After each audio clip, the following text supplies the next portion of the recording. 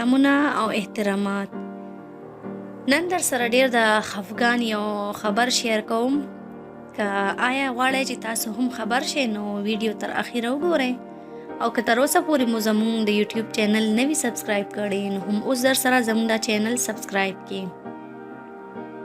یو بل خواجه سره په ډیر بې دردۍ سره قتل شو.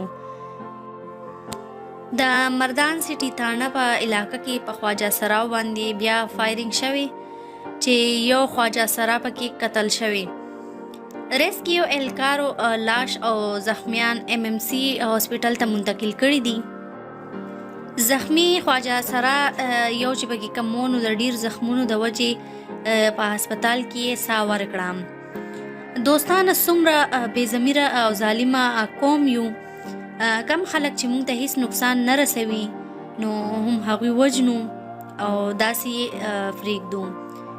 دا څوم ځل دی چې په پښتونخوا سیمه کې داسې قسمه کیسونه رامخې ته شول او بیا هم د دوی په حق کې آواز اوچت نه شو. نو تاسو د دې کار باره کې که څه ویل غواړئ نو موږ سره په کمنټس کې ضرور شریک کړئ او اوس راکړئ ماته اجازت.